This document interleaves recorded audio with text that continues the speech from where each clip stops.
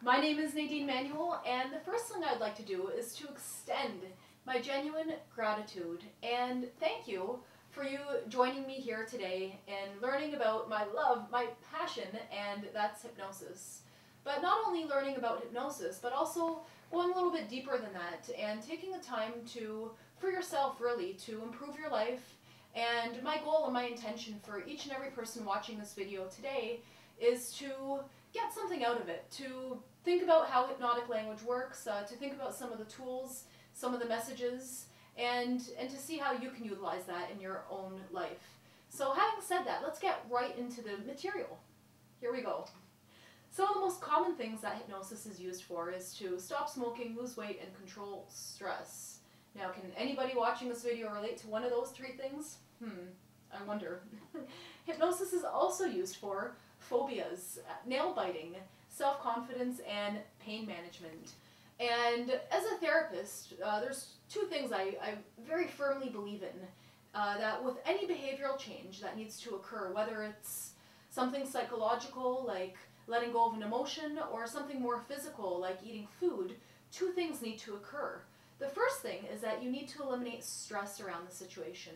And secondly, you need to feel good. You need to feel confident. So with each and every program that I do, and every hypnosis session that I do, in addition to whatever the presenting issue is, you're going to walk out of there completely stress-free and feeling much more confident.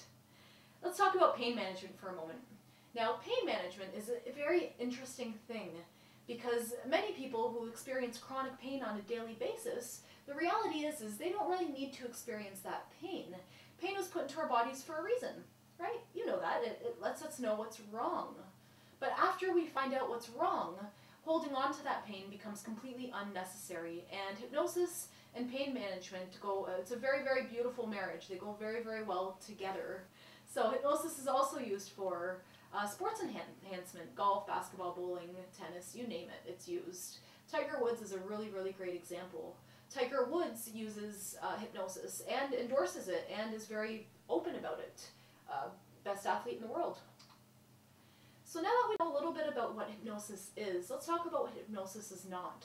Now, hypnosis is certainly not mind control. The reality is that it is impossible to do anything against your will, moral, or ethics while under hypnotic trance. So nobody can control you but you under hypnosis. Hypnosis is not meditation.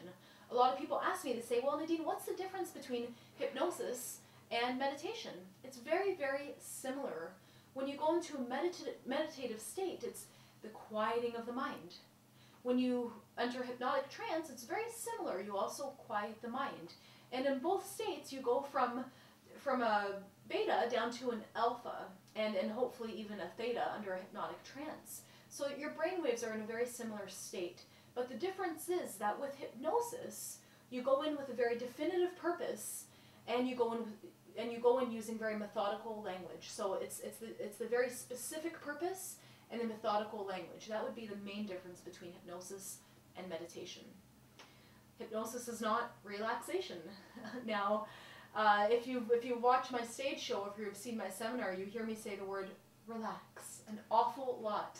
But hypnosis is not relaxation. We use the word relaxation and we get a person to relax because it is an easier way to access the subconscious mind.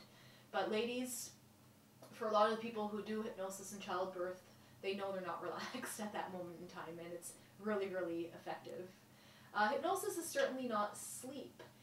Even though the word hypnosis, the Latin word hypnosis is derived from the word sleep, it's not sleep at all. Your brain waves are in two different places. Under hypnosis, your brain is much more active. And under hypnosis, you're also aware of your external world, where, as you know, sleep is a little bit different. So I'm curious, have you ever been hypnotized? And I know you're thinking, no, I've never been hypnotized. Well, come on. You've all been hypnotized. Hypnosis is a naturally occurring phenomenon that happens and occurs in each and every one of our minds. If you're a human and you're alive, you've experienced a hypnotic trance, most of you unknowingly. So daydreaming. Daydreaming is a very common form of hypnosis. Imagine those beautiful figure skaters on ice. They're so incredibly graceful. It's as if the whole world disappears. Even though that figure skater knows They know that there's thousands of screaming fans in the audience screaming, millions of people on TV, not to mention their friends, their family, coaches, judges, opponents. But when they step on that ice, it's as if the whole world disappears, even though they're aware of it. And that's a hypnotic trance. Athletes call it the zone. So who can be hypnotized? Well, first and foremost, in order for anybody to be hypnotized, first you must be willing. You have to want to be hypnotized. Secondly, you can't be afraid. If you're fearful or apprehensive, it's not going to work as well. You need to have good rapport, and you need to trust your hypnotist. Secondly, you need to have an IQ above 60. I think we all pass. And you must not be under the influence of any mood or mind-altering narcotics. And a lot of people say, well, Nadeen, my doctor prescribed this medication to me. That's okay. Medications usually help you to focus anyway. I'm not talking about what your doctor prescribed to you. I'm talking about excessive amounts of alcohol or any illegal substance. 20% of the population is born with an exceptional ability to achieve a deep hypnotic state quickly and easily under any circumstances. The best way I could describe this to you are those are the people in the hypnosis show, if you've seen one, who just who are just completely out of it. And they're usually the first ones to have their head resting on somebody else's shoulder. But essentially what this means is that it's part of the population, they're able to access that part of their mind literally within seconds. And if you do come to my self-hypnosis seminar, I will find you and we'll have a lot of fun. So what does it feel like to be hypnotized? Everyone's always curious. What does it feel like? Well, first and foremost, as a professional therapist and also as a stage hypnotist, one of the things I look for is relaxation. Generally, all the muscles relax because it feels good, right? Your jaw drops, your eyes water, so lactation of eyes is a very common indicator of a hypnotic trance. They're not crying tears, but the eyes do lactate. Skin temperature changes. So what I look for is maybe moisture in the skin. Breathing pattern, that's probably one of the most obvious ones, that your breathing becomes more rhythmic and slower. And time distortion. A lot of times when you're in a hypnotic trance, a whole hour could go by, but it'll feel like only 5 or 10 or just a few moments have gone by. And it feels good. If you ask anybody who's been hypnotized, anybody, the most common denominator, the common denominator among everything is that it feels good. It feels really good to be hypnotized. So, myths and misconceptions. What do you think? Can someone get stuck in hypnosis? No, it's impossible. Will I reveal any deep, dark secrets? A lot of people say, Nadeen, I'm not going to let you hypnotize me. I have too much going on up here.